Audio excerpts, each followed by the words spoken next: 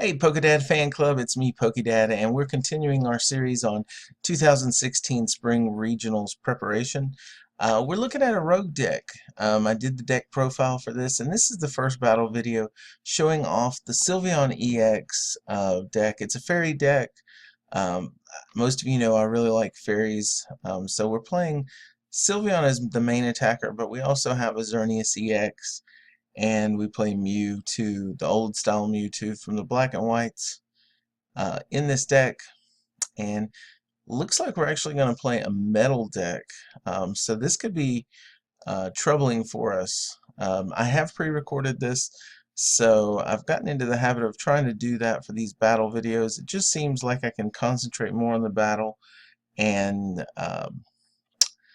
then be able to, do the commentary later. Doesn't mean, I'll probably still do some with commentary as I'm playing, but today I was also trying to be quiet because my youngest son was doing some homework, so I wanted to, I can come back and do this later.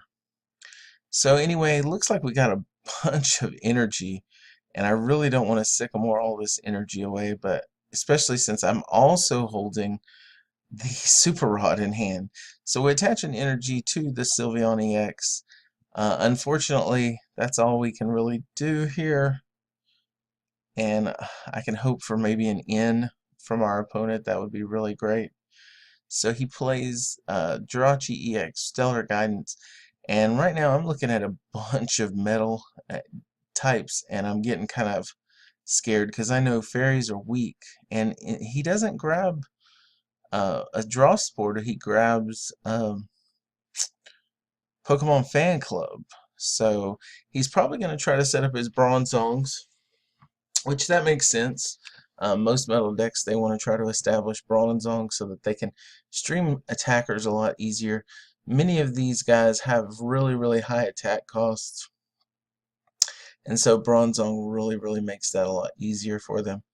And so he grabs the Bronzor and Shaman, so he's able to continue on grabbing 4 more cards. And at this point, let's see, he's got a muscle band here.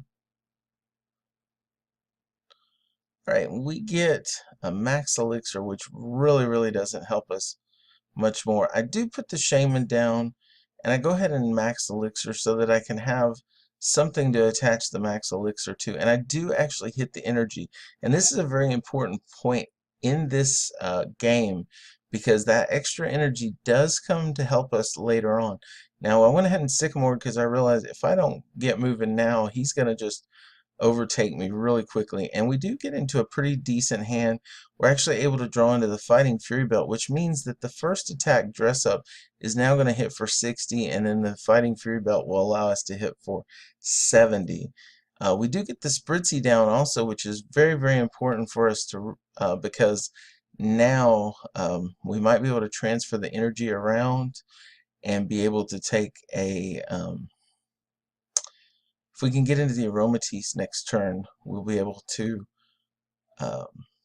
take use max potions to heal off any damage. It doesn't look like this Aegislash is going to be able to take a knockout. He'll be close, but he's just gonna, he puts a DCE on the Keldeo, rushes in, Metal Links to the Aegislash, so he's hitting for 60, 80, so it looks like it's going to hit for 160, and then the poison's 170. So that would have been a knockout if I hadn't had the Fighting Fury Belt. So this is the turn I think that becomes really interesting. And I realize I've got to just go for broke here. He has no cards in hands. He really went for broke to try to hit my Sylveon hard. And so we get just about everything that we need. We get a max potion. We get another Fighting Fury Belt. We get the Aromatisse. We get a Fairy Garden. So we get just about everything that we could want here. We do. So I'm going to go ahead and play the Aromatisse. And now we can play the Fairy Garden. Um, and I could have just retreated naturally here. I think I actually, for whatever reason, um, I think I rush in here. And really, the only time we need to rush in is if we get into paralysis or into sleep. Um, that's really why the Keldeo is there. But we'll still be able to retreat out of it freely. It just means we're going to take a little bit more time here. But we have to fairy transfer all this energy anyway. So we're going to do that. And now we can max potion the Sylveon. And what's really cool is we hit him for 70 last time. And now with the and also notice that the energy from that shaman came in handy. So now we have 3 energies on board, so we can transfer these all back to Sylveon EX now, and we can actually use the second attack, Precious Ribbon, and we're going to hit for the right magic number of 110.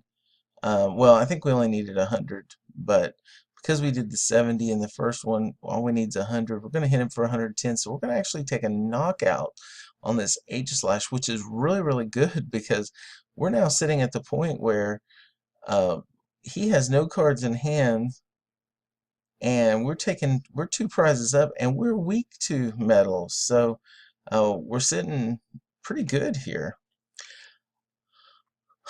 But here's where it gets surprising. He top decks a Juniper, so he has no cards in hand, top decks the Juniper, and he's able to get a float stone on Keldeo. He's able to put an energy on Cobalion, and he's able to Metal Links to the Cobalion, and he's going to be able to do Energy Press, which does 20 plus 20 more damage for each energy on. So it looks like he'll be able to hit me for 60 times 2 for 120 from this Pokemon, this non-EX Pokemon, which is not knocking me out, but it's putting a lot of pressure on me to continue doing what I'm doing. But this is where it gets really, really interesting. I want you to see this play, and pretty much he just concedes after this play. So I'm thinking, what can I do here? I'm thinking to myself, you know, I really don't want to keep attacking. I've got the Mewtwo, which is a different typing, which at least helps me, but I'm resistant, or he's resistant to the psychic typing. So we go ahead and computer search here, and I grab a double colorless. That's what I actually use. And so now I need to knock this guy out. I need he's 120, so we need 6, but we actually need 7 energies, both on my active and on his. And now we have it because of the Mewtwo, because if you see, we have the Fairy Transfer again.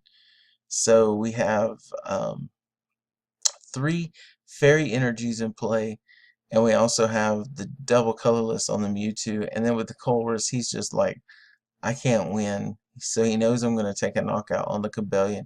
He has no other attackers really ready to go, and so he just concedes. Now I know this was just a very short video, but it's just really, really one of those. It's just really a fun video to watch, and it was fun to play. Anyway, guys, I hope you enjoyed it. Hit like, subscribe, and we'll talk to you later. Bye.